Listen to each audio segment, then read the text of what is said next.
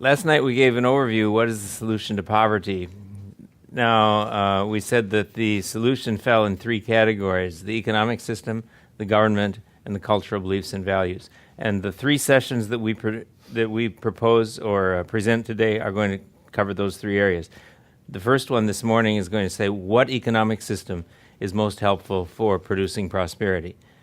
And we're going to say it's the free market system. I'm going to define the free market system in a minute, and we'll talk about it.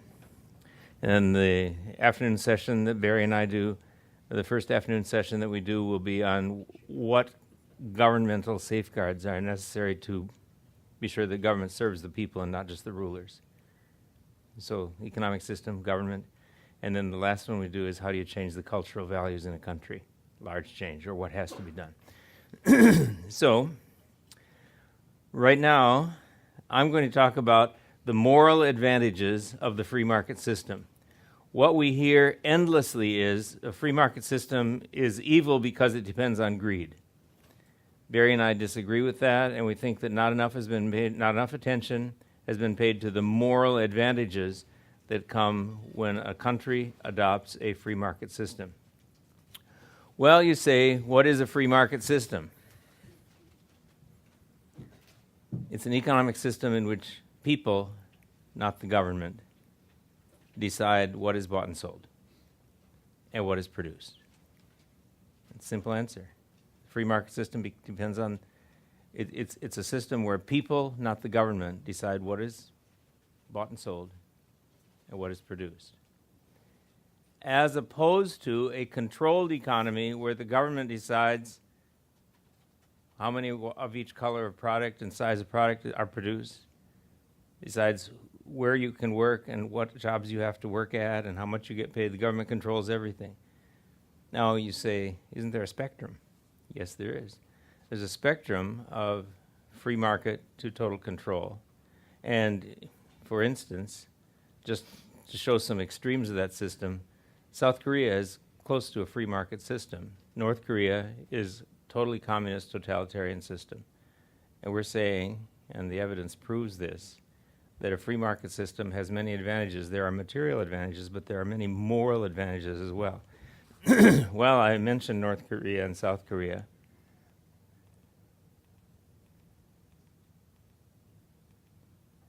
I don't know if you've seen this aerial satellite photo. North and South Korea were divided in 1948. This is the difference in the two countries in October of 2006 from the air. South Korea is lit up here. It's a bustling economy, 12th richest country in the world. At night, there are lights on because it's an indication of prosperity. North Korea is here. Same language, same ethnic and cultural background, same region of the world, different government system. It's totally dark. Why? Because they have no electricity. They're that poor. Millions, more than 1 million, maybe 2 million or more people starve to death for lack of food in North Korea. The only difference is whether it's a government-controlled economy, totalitarian, complete control, or a free economy. Now, I should say, I look at that and I also see an indication of a spiritual reality here. The lights are almost metaphorical because North Korea, Operation World by Patrick Johnstone said in an earlier edition, no known Christians in North Korea. Now, I know there are Christians in North Korea because I've spoken to more than one person who has been in North Korea and visited with Christians, but they meet secretly. They don't meet publicly for worship. They don't evangelize. They don't write literature. They don't pass out evangelistic tracts or have Billy Graham revival crusades. And they're persecuted mercilessly. North Korea, what I do know is every year, thousands of people are born, thousands more go on and live their lives, and thousands more die without ever hearing the gospel of Jesus Christ in North Korea. South Korea, one of the most significant evangelical church movements of any country of the world. Perhaps 20% or so of the population born-again Christians. And very strong churches putting out evangelistic activity, Christian literature, sending missionaries throughout the world. What's the difference? A free society versus a totalitarian society. So, I mean, that's just kind of an introduction. I didn't mean to get into this, but I thought while we were talking about the difference between a controlled economy and a free market system, there's, anyway, a free market system is what? Where what? People decide what is bought and sold and what is produced, not the government. And in fact, if you start talking about a free market system with an economist or somebody who's had economic training, you'll get this quick response. There isn't any such thing as a free market system. There's some government control in every society, and it's just a question of how much government control you have. Various societies have different degrees of government control. You don't know what you're talking about because every economy is mixed. So let's talk about mixed economies now. Let's not talk about free markets. And what do you say? It kind of muddles the conversation, doesn't it? I mean, we think we have a free market system in the United States, but first-class postal service is regulated by the government. They decide what you buy and sell and how much the price is. In a lot of places, utilities are regulated by the government. We must have a mixed system too, right? Well, there's an answer. The Heritage Foundation in Washington, D.C. every year puts out something called Index of Economic Freedom. Barry and I carry this next to our Bibles because we're talking about this topic. This is the 2014 Index of Economic Freedom, and it studies all the countries of the world, and it ranks 178 countries from most free to least free, and it ranks them on 10 categories. Property rights, which we talked about last night, freedom from corruption, that is, you have to have bribes to get things done, and do people lie when they buy and sell things? Property rights, freedom from corruption, fiscal freedom, government spending. If government spending is really high, then of course it takes away a lot of money from the people, takes away freedom. Business freedom, labor freedom, monetary freedom, trade freedom, investment freedom, financial freedom. 10 categories. They give numerical scores to these. Each one of them can score from 1 to 10, and you add it up, 10 scores, total possible score of 100, just like a term paper. And so countries can, and if you, on freedom from corruption, if you're ranking up 93, 94% out of 100, you get an A, right? And so countries rank high in those freedom areas. But if you're down, freedom from corruption is down at 20%, that's a failing grade for sure.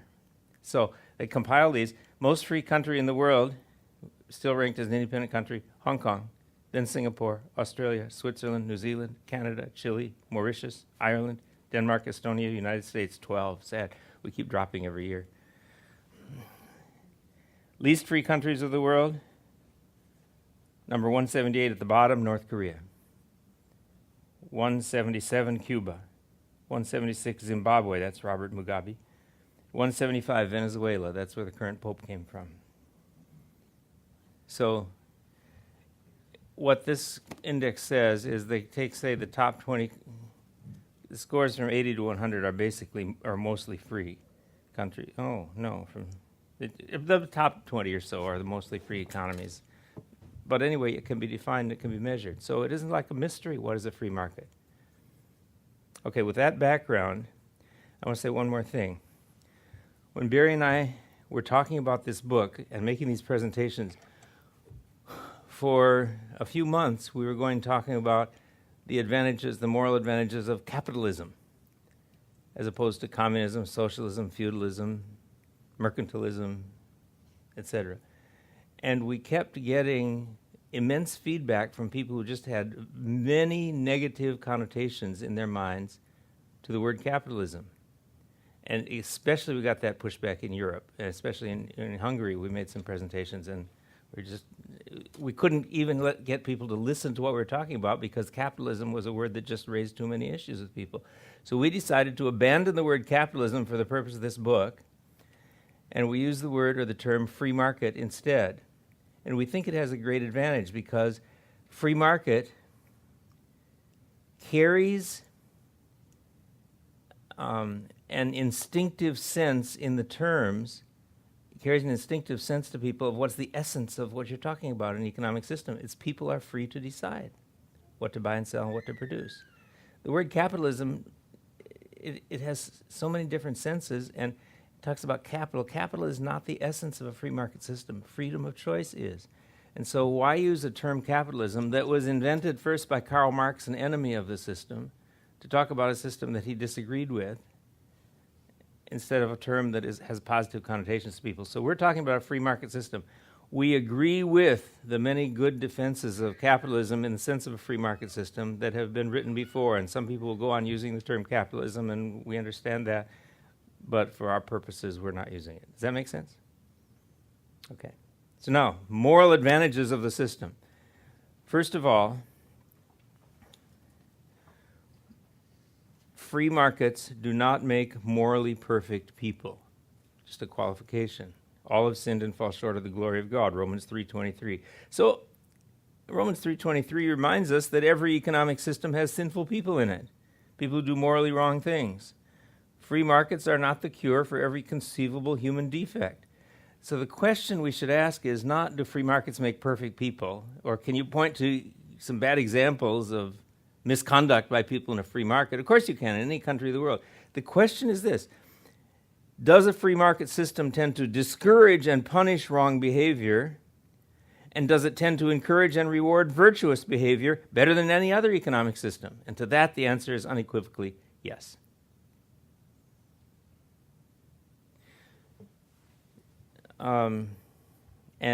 Just as a kind of a overview of this, our book has 16 moral advantages to a free market system. I'm going to talk about 4 or 5 of them perhaps, and you can look at the book for the rest. Barry will talk about the mechanics and how, I think, Barry, aren't you talking about how a free market system works? Prices? Well, I might do that in the next session, but we'll Okay, well, we don't know what Barry's going to talk about in the second half right now, so, okay. Barry's deciding So, who sits here. that's what he does. He listens to me, and what I don't talk about, then he talks about. It works. I can't do that. Okay, number 1, moral advantage, promoting freedom of choice for moral actions. A free market gives more freedom and responsibility to individuals to make economic decisions, and that allows us to make morally significant decisions. Think of the different, what's your name? Matt. Okay, Matt. If Matt earns $100 and he decides to give it to the poor or give it to the work of his church, that's a morally significant choice because he made it freely. If Matt earns $100 and the government takes it away from Matt and then gives it to the poor, or even gives it to support a church, Matt has lost the moral value of his choice because it's compelled. It's no longer. Does that make sense?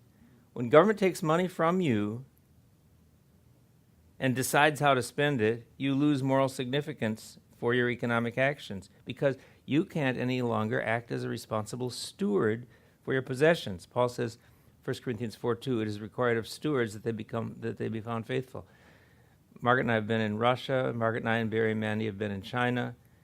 People there are very poor. The Christians we met are wonderfully heroic in their faith, but they have so little disposable income, so little choice of what they do with stewardship of their time or stewardship of their money.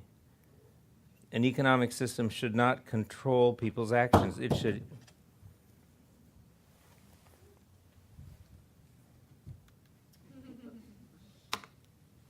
should influence people's actions by persuasion and not force. So free markets thrive on the non-aggression principle. They protect human freedom. In buying and selling in a free market, force is impermissible.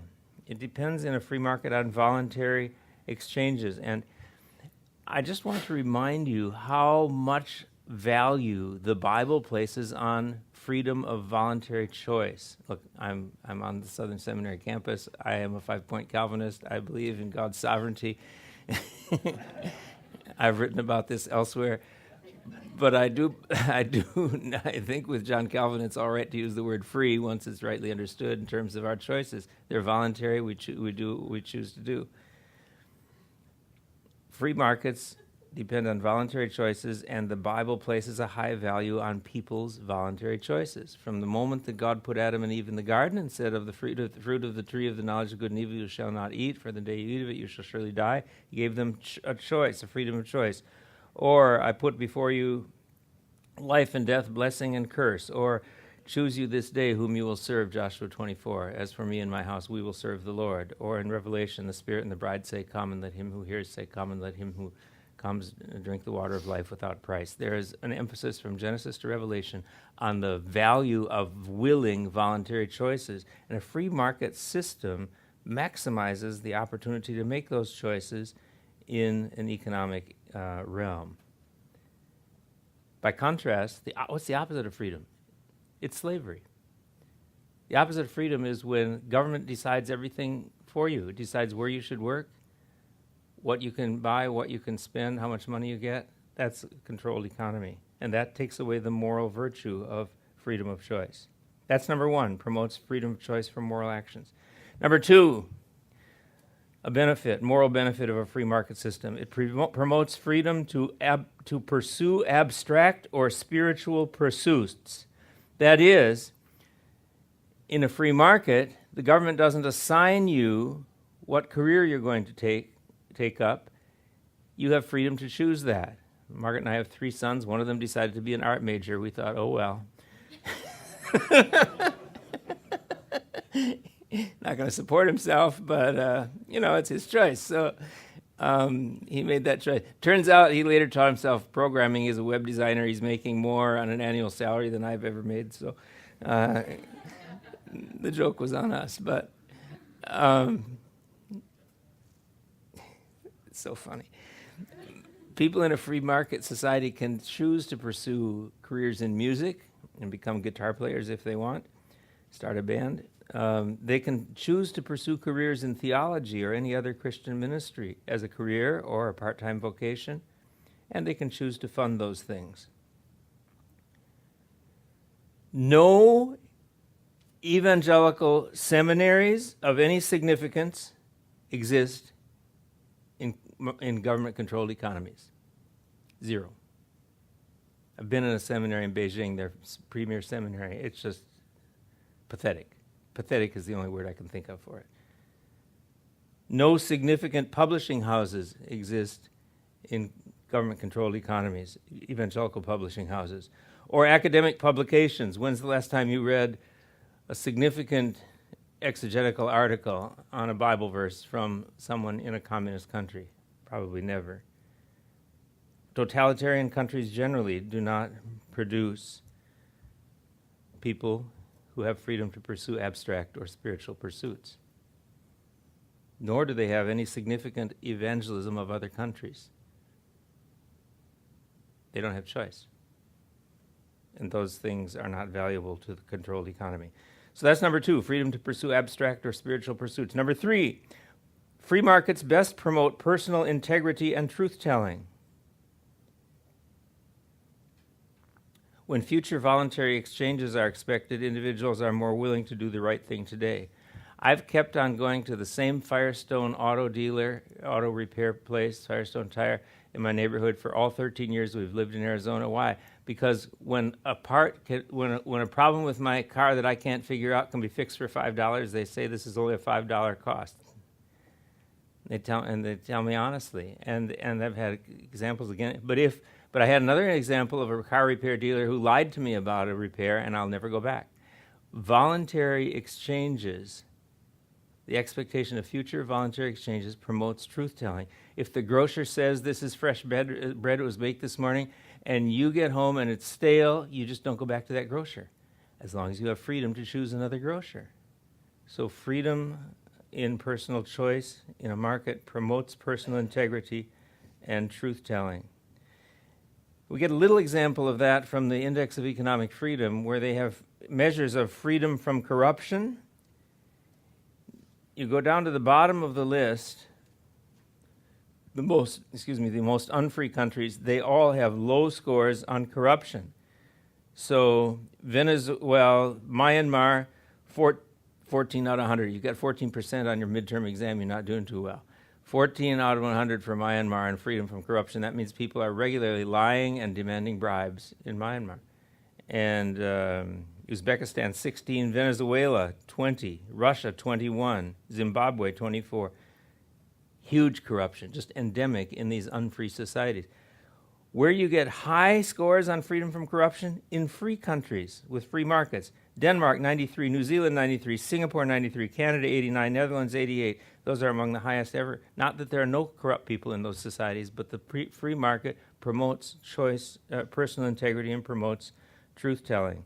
Number 4, a free market promotes accountability.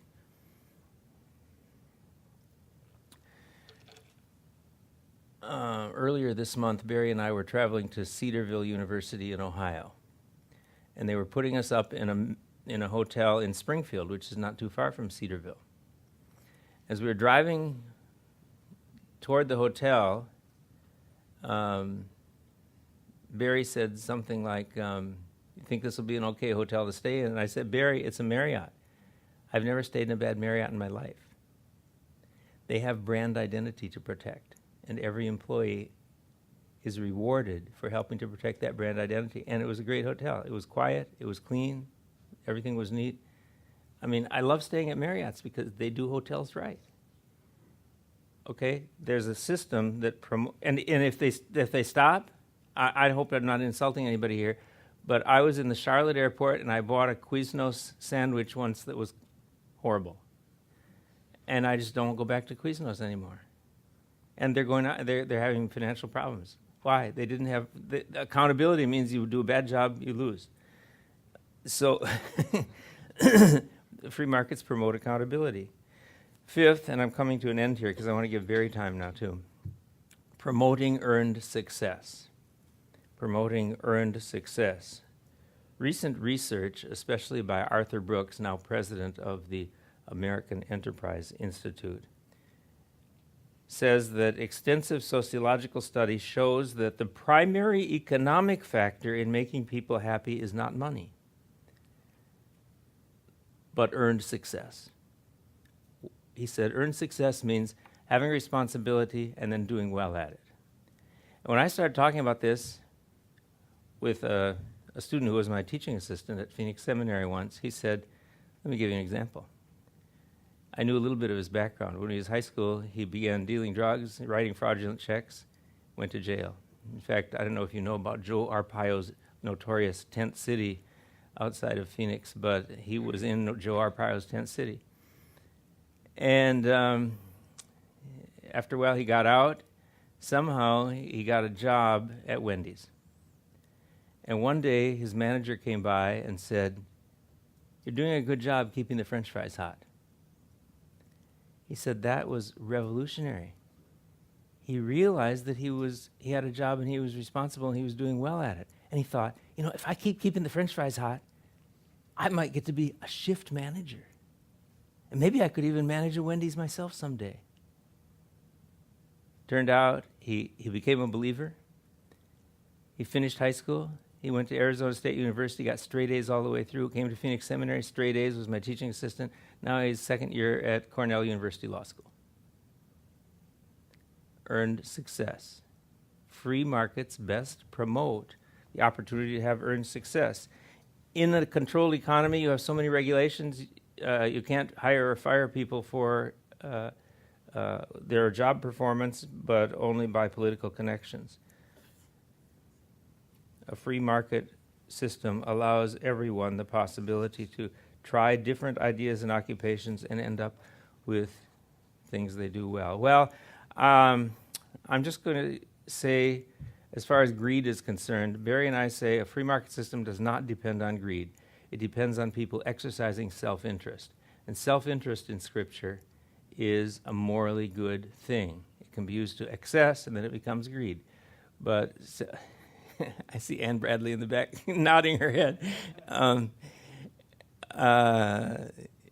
Self-interest is what you do when you try to eat right, when you exercise, when you read your Bible for spiritual nourishment. Self-interest is what you do when you look both ways before you cross the street.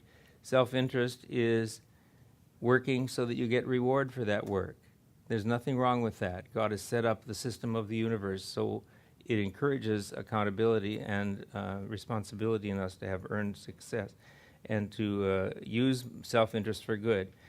Now, a free market doesn't eliminate greed, but it does moderate greed, and so people whose primary purpose is to earn money, the best way to earn money is to make a product that other people like, and like an app that other people will buy.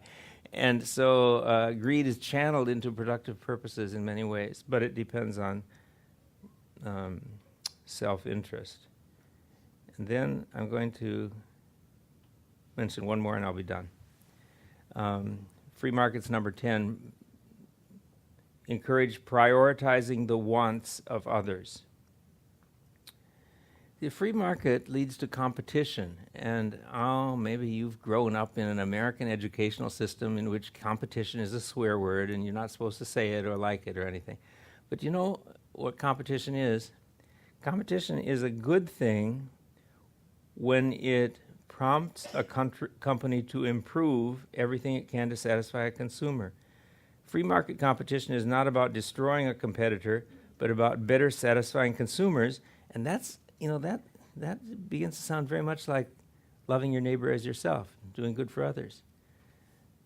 I saw in the newspaper a few months ago, the annual airline performance scores came out. And it was Delta, it was American, it was United, it was Southwest. And Delta ranked worst on lost baggage. So the reporter, I think it was USA Today, phoned up a Delta spokesperson and said, what is your comment on this? And the Delta person said, we're going to send people to sabotage United, American, and Southwest baggage handling systems so that they have a lot of lost baggage too. No, that isn't what they said, right? No, they said, we've reevaluated our system and we're going to do much better next year. We're going to satisfy consumers' demand that their baggage get to the right place at the right time. See, it isn't about destroying a competitor. It's about striving to serve the customer better. And we all benefit from that. Free market promotes that in a healthy way. Well, there are a lot of other moral advantages of a free market system, but isn't it a good thing? See, I think there are a lot of moral qualities that are reinforced and strengthened by a free market system. That's why Barry and I like it.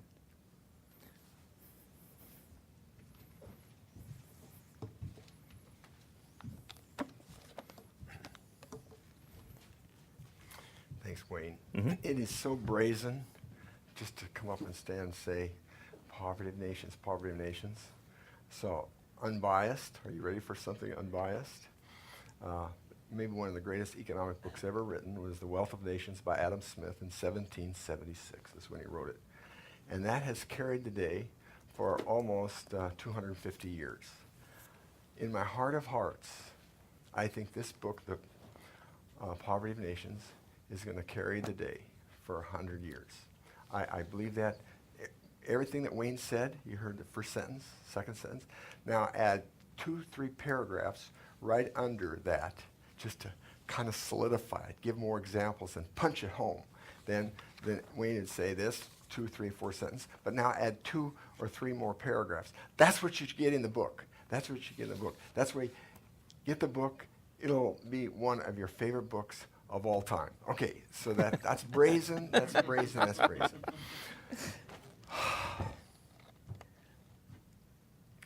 Freedom is the mainspring of economic progress. Freedom is a virus for which there is no antidote.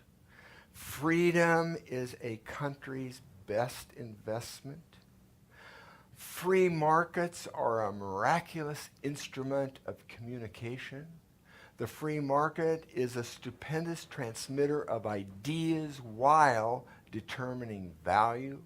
The free market is like a galactic bathroom scale where millions and millions and billions of supply and demand determining price, supply and demand determine wages, supply and demand determine interest rates, supply and demand determining profits, supply and demand determining losses. Here's the thing, it's like a dynamic, billions and billions of people participating in this, and it all ends up in an equilibrium, bam, price, bam, and that price, that price has a million connotations behind it. When you throw up a supply curve on the blackboard, a supply curve, behind that supply curve is all the technology, all the ingenuity, all the creativity, a little inch at a time, a mile at a time.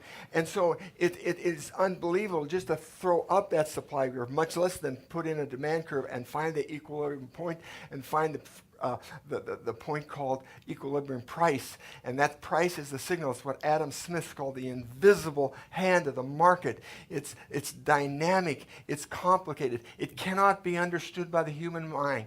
It is too complicated, way beyond any one human, because it's millions of humans making choices, millions of things going on. A freeze of the coffee price down in South America, and wham, wham, wham, all these things are happening because so every dimension comes in.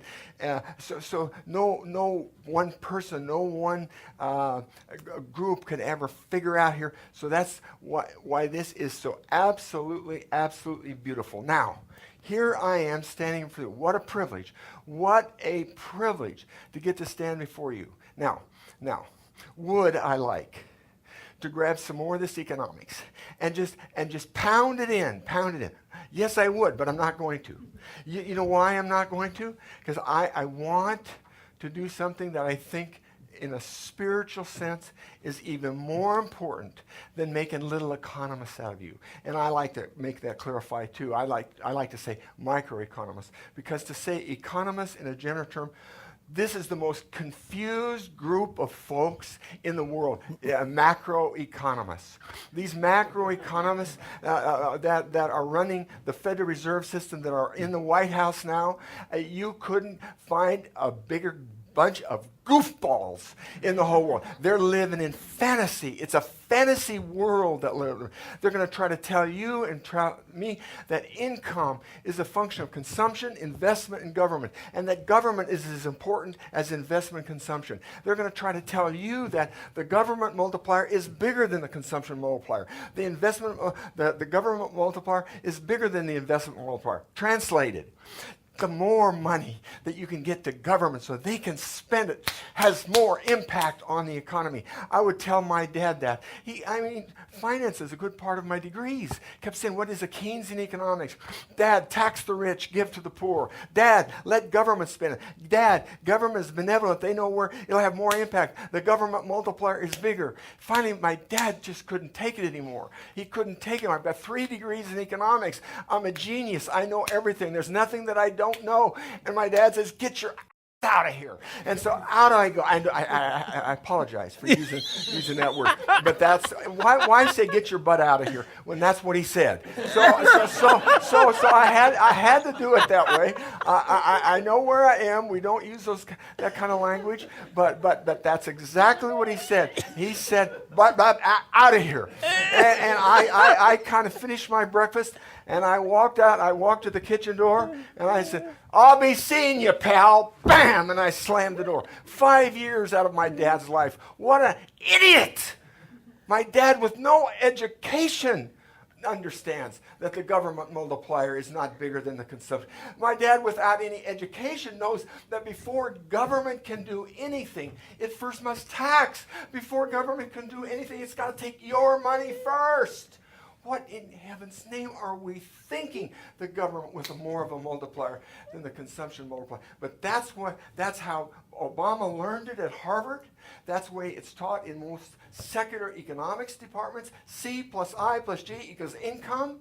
And it's the government is the main pendulum. The government is the mix that makes us the stew. Nothing could be more confused. Nothing could be more wrong. Our founding fathers gave their lives to figure out how you can limit government. Gave their lives to say, okay, let's start here. A constitution that has some delegations and enumerations. Government, these are your delegated powers, but no more. Government, these are your enumerated powers, but no more. How about 3 branches of the government? A legislative, an executive, a judicial. Why? Why all of that?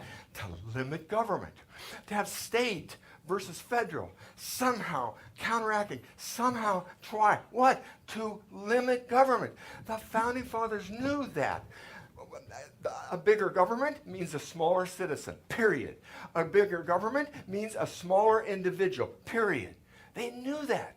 They didn't want a smaller individual. They did not want a smaller citizen.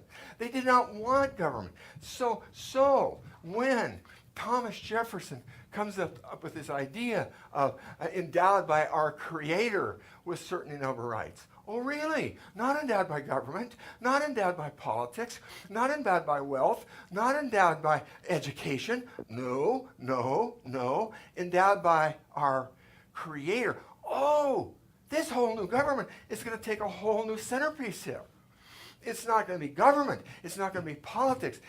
So that's just the beginning. That's 1776, the Declaration of Independence. Then a few years later, this country is going to be a country. You know, is there water up here? Yeah, I need it already. I didn't think I'd get this wound up quite this quick. If you tone yourself down, it doesn't happen. Go for it, Barry. Constitutional law, delegation, enumerated powers, 3 houses, blah, blah, blah, blah. Then government says, look at the Founding Fathers, a government big enough to give you anything you want is big enough to take everything that you have. So the Founding Fathers, again, to limit government. So they had this. They said, by and large, that democracy is fundamentally unstable. Unstable in this sense. 51% of us can outvote 49%. We, maybe the takers mainly, can take everything that the makers have made. So it's unstable. I mean, in the name of democracy, we're going to raise taxes to 39%. In the name of democracy, we're now going to make it 44%. In the name of democracy, see, you can take everything. So the Founding Fathers recognized that a democracy is fundamentally unstable. It's like having 2 wolves and 1 sheep deciding what we're going to have for dinner. And so it's not. And so it was very clear in the Founding Fathers' mind the definition of politics. Poly means many, ticks, a blood-sucking insect.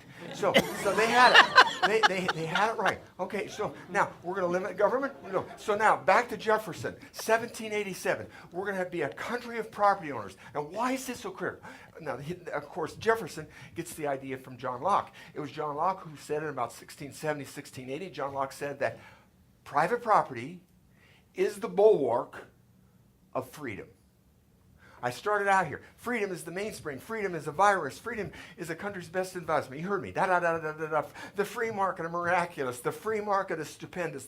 Okay. But now we're getting down to the nubs.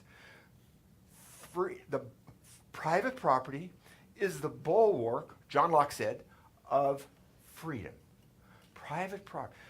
Now, why would that be? That would be the case because the minute you have a private property side, you diffuse economic power. Otherwise, it's all going to end up with government. Government will have all of it. But when we have private property, you have a home and a title to the home. You have a little business and a deed to that business. You own a car and you have a license and a title to it. Aha! It's yours, man. It's yours. And so the more you can diffuse economic power, the more you can limit government. So getting verifiable addresses, which we talked about last night, verifiable addresses, and then titles and deeds and property documents, the whole idea of that is not that that works smoothly. It does work. Wayne explained how smooth it works. Look at North Korea, South Korea. But the main idea, limit government. Private property is the bulwark of freedom. It limits government. Individual freedom, personal freedom, that's what you need. Private property. So, that's it. That's it. Okay. Would I now like to take those points and keep pounding them away? No. Read the book. Read the book. It'll be one of the best books you ever read, and it'll be in your library from now to the end of time. And just as a little hint, get Wayne's signature on that darn book before he leaves. He's also getting near 70 years old. This man's only got a few years left, and we're both going to be in nursing homes. And you're going to visit. I'm older than Wayne, so I hate to do that to you. But don't pass up. Wayne will hate me when I say this, but we have genius in our midst. You know how fortunate I am to be a co-author of this? Are you kidding me? A country boy from eastern Colorado who doesn't know up from down half the time? Oh, yes, I cried my eyes out when I got my first B, too. But it's because the first B I ever got. You cry your eyes out when you get a B. Oh, no, because it's the first B, you get A's. So a little bit different. Okay, now, Barry, let's move. Okay, so where do I want to take this on? Don't tell me I'm half done already. Wait. Here's where I want to take this. Listen.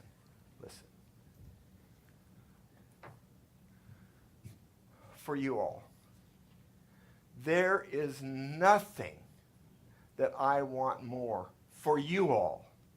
To become a little economist, no. To understand the economy better, no. Things that are to love America the way Dinesh D'Souza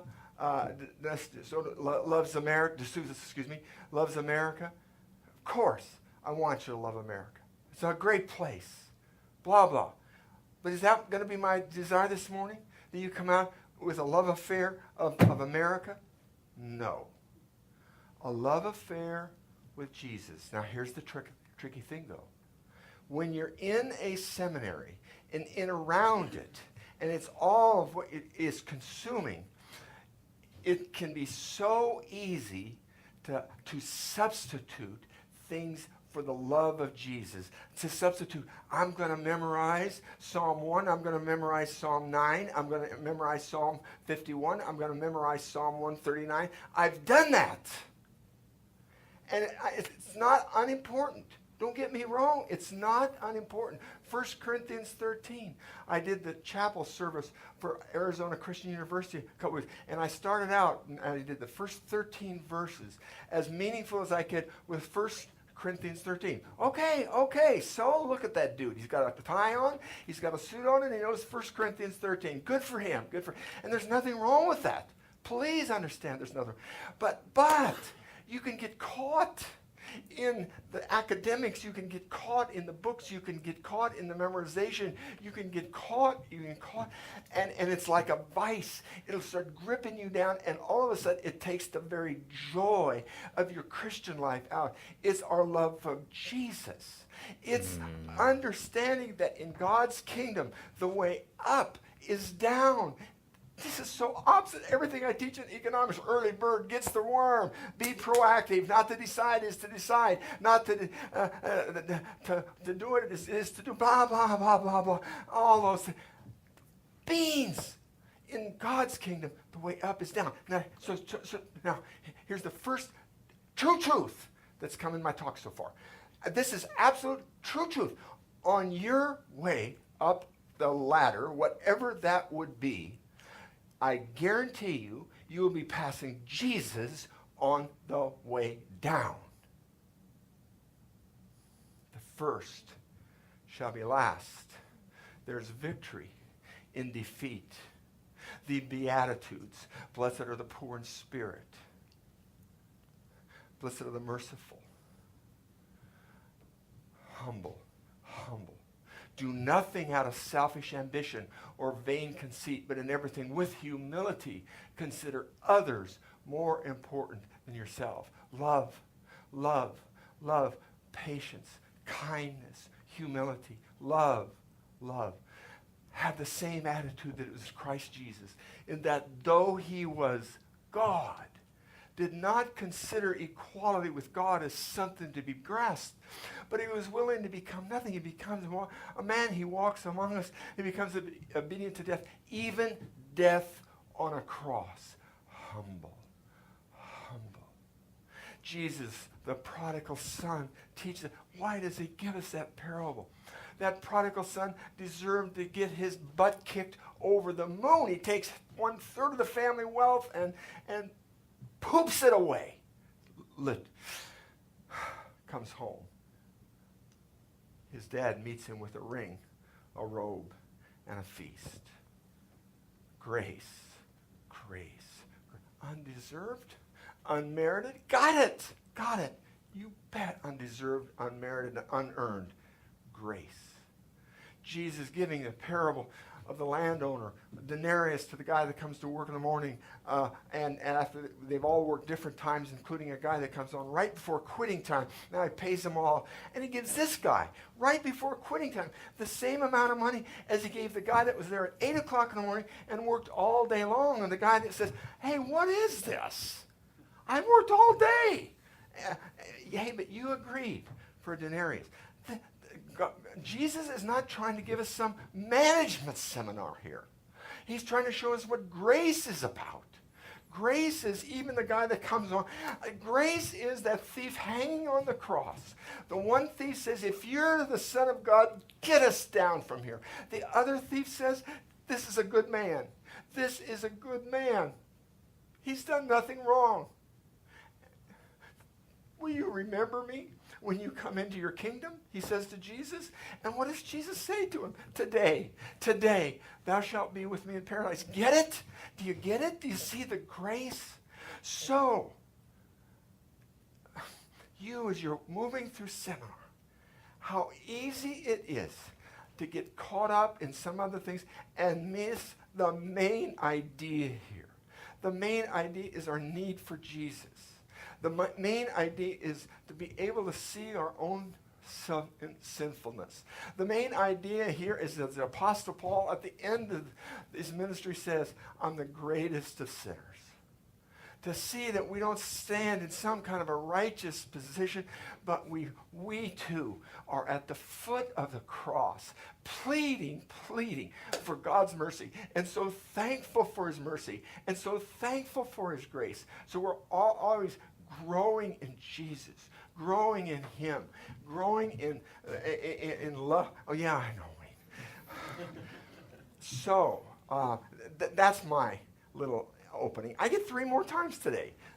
So this is just one. But I said I just got up this morning and said I just don't want this one to slip away, and the day is over. It's 4 o'clock in the afternoon, and I miss telling you my heart that the way up in God's kingdom is down to the feet of Jesus. Or you're constantly in that mood. But God demonstrated his love for us, and that while we were yet sinners, he died for us. So we take on his righteousness, not our own, but his. And so I'll just end this by saying, I know you know Ephesians 2:8-9, for by grace are you saved through faith, not of works. I know, but make sure you read the 4 or 5 verses prior to Ephesians 2:8-9. In other words, start on Ephesians 2, start with verse 5, and check out those 5 verses, and then hook on, for by grace are ye saved through faith. His mercy, his love, his grace. That's my heart for you, that you don't miss it. Okay. Thank you, Barry. Okay. Ken said we can go till 10 after. So we have some interaction on the question of free market. How does it work, and the moral value of the free market? Matt again. Yeah. If there is no such thing as a free market, then why use the term? Why not find a better term that merges both government control and free market? And my second question is, how in this country, which largely seems to be a corporatocracy, are growing more and more towards favoring corporations and their vote as both individuals and favoritism? How do you kind of align that or critique of that? I didn't mean to say at the beginning there's no such thing as a free market. At least the top 20 or so countries have something that's worthy of being called a free market. Hong Kong, Singapore, Australia, Switzerland, New Zealand, Canada, Chile, Ireland, Denmark, Estonia, the United States. We're right with the United Kingdom now, 12 and 14. Yeah, and Taiwan, Germany. Germany's down to 18. Sure, those have free. See, what I don't want is to make everything blurry. But they're a balance, though. I mean, it's not just a free market. No, but the more free they are, the more prosperous they become, and the more moral value there is to the way the economy functions. So it's very worth talking about. It's like someone saying, see, I live in Phoenix, where we get almost no rain, and my son for a while lived in Seattle, where it's raining all the time. It's like someone saying, well, you know, every city has rain, so why are you talking about dry cities and wet cities? Well, there is a difference, even though it's a quantitative difference. There is a difference between Singapore and North Korea, Australia and North Korea and Cuba. And sure, you know, there are free markets in the world that function quite well.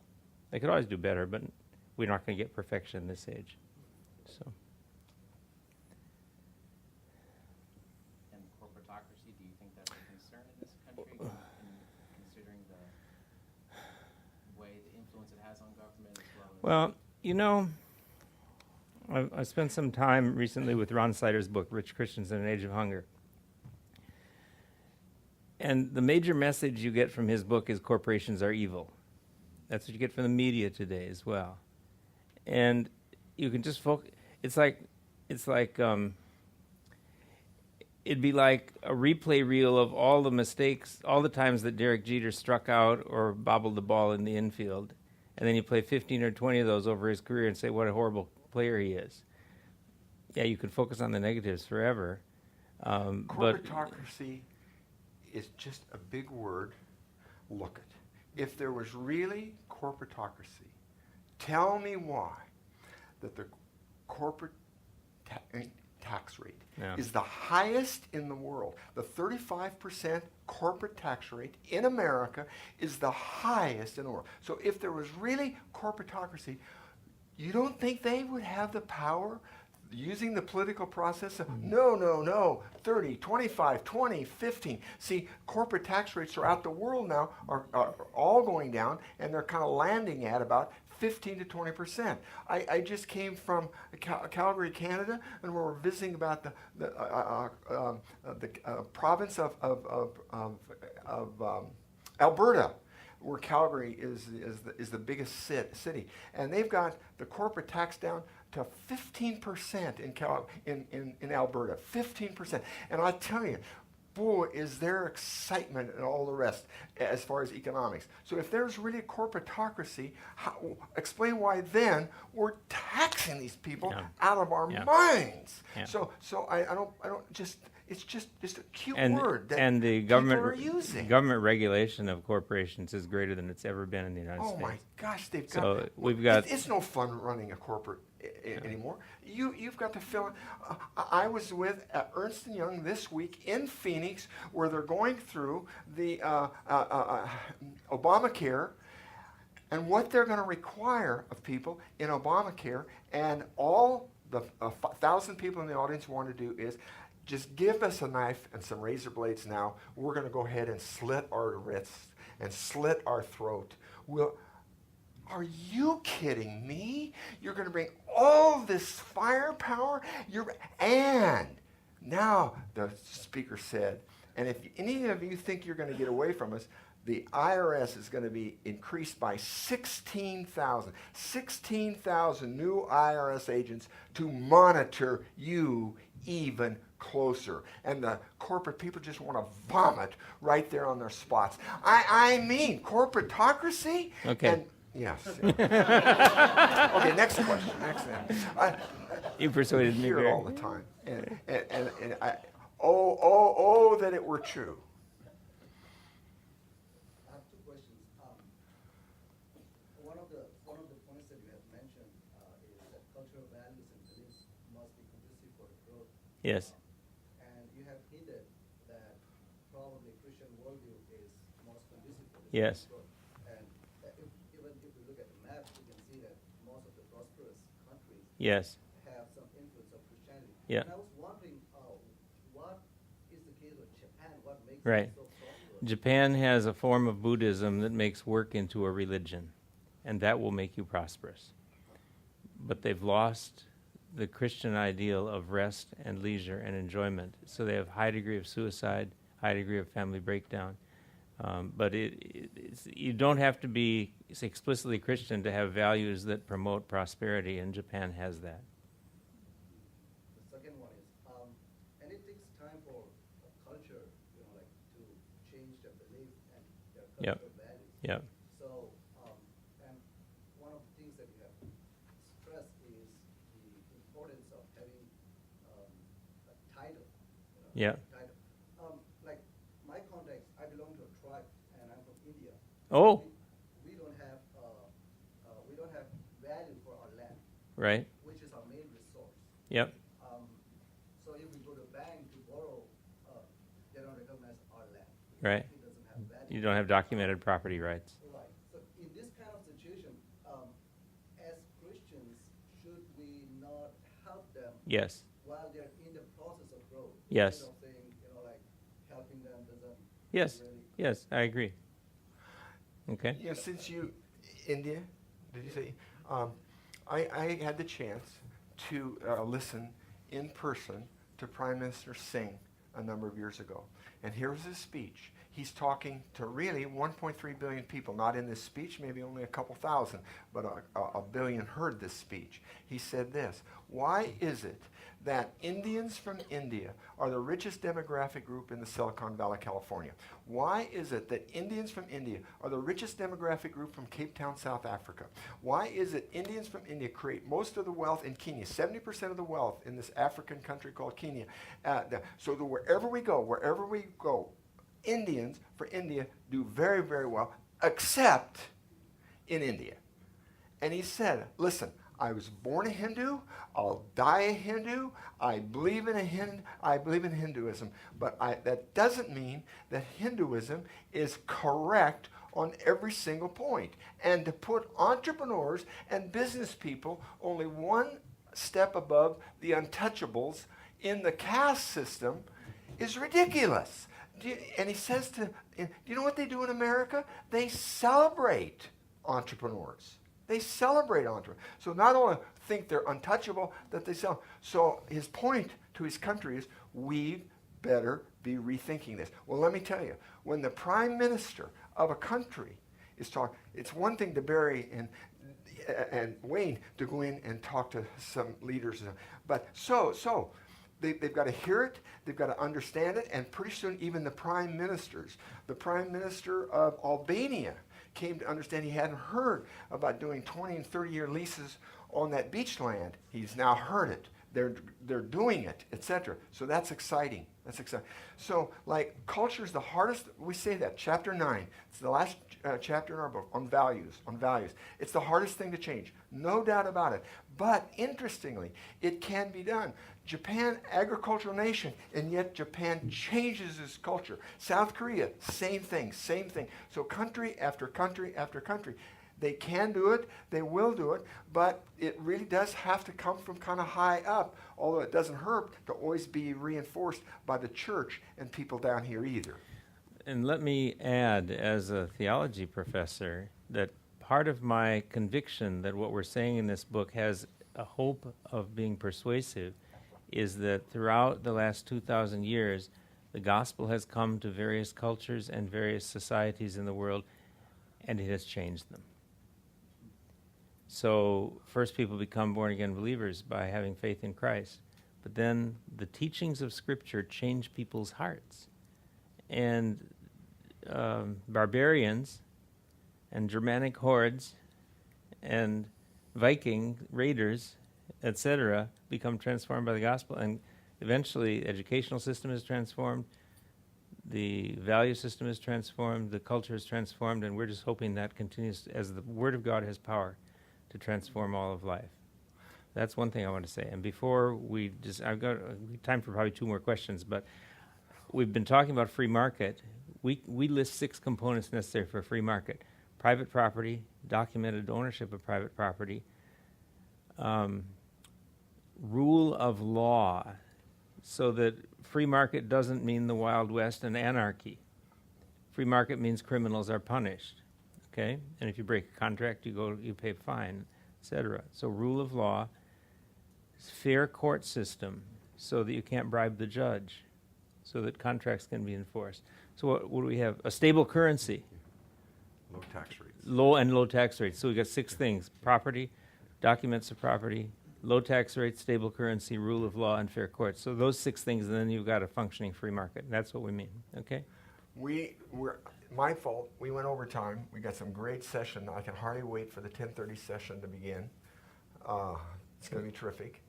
And so, We've got 5 minutes left. we do? Mm-hmm. Ken said 10 after. If Ken said it, that's law. Do you see the relationship between free markets and families on each other? Does a freer market create more opportunities for the first institution to thrive, or do you also see it as creating more vices that threaten a family? I don't know the answer to that question. Ken? Sorry, I was reading something. Ann? I'm kind of calling out this. What's the difference between what's the connection between free markets and families? I think that the family is the core unit of society. I mean, the individual is the core unit of choice, so individuals make choices, but we do that within the context of the family. And so I think the opportunities for the family to thrive and to, I would say live into the cultural mandate, live into taking dominion is in a prosperous society. So if you think about family life in the Soviet Union, under communism and the family life in America, sure, there's more vices, but there were vices then, and in communism they just appear differently, they manifest differently. So I still think what you're saying is right, is that the heart has to be transformed first, whether you have prosperity or not. But if you do have prosperity, you're more likely to have heart transformation because these biblical principles are at the core of what they're talking about. Okay.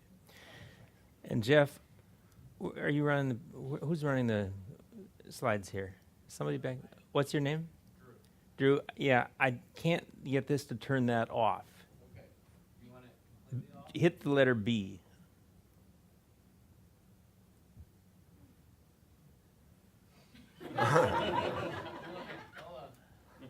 Usually B on PowerPoint blanks the screen. Turns it to a black screen. That's what I wanted. Thank you, B. All right. I can't get this to work. All right, name? It's Richard. Richard? I wanted to ask how, and you kind of hinted at this already, what I was curious about, but how a free market system, like, does it, and if it does, how does it curb industries that we would say are evil, and yet people have, like, there's a demand for... Okay, how does a free market curb industries that are evil? If you have rule of law, you punish breaking contracts. You hold people accountable for making ladders that break so people hurt themselves. So there's accountability, there's product liability responsibilities in a free market. And that's rule of law. But also, how does it curb? What did you say? Like industries that we would say are evil in themselves and yet seem Well, to have a high demand. Well, pornography or drugs. Okay, some things you outlaw, some things you say we're going to put restrictions on. But if you have a rule of law, it's a political decision to regulate that. But there's something else, and that is, and Margaret and I tried to watch a movie the other night, and we thought it got good reviews, and it just felt morally awful. It was PG-13; it wasn't R-rated or anything, and we're just saying the movies are just awful these days. What's happened is you've got a society that has people's hearts that have gone turned away from God, and they're demanding in a free market society what they want, and what they get is what they demand. So there's a sense in which there's an interplay in a free market. A free market allows freedom for societies to make wrong choices. I understand that. So, but is a government-controlled economy better? It takes away the freedom. So, all right. And we have freedom to make good choices.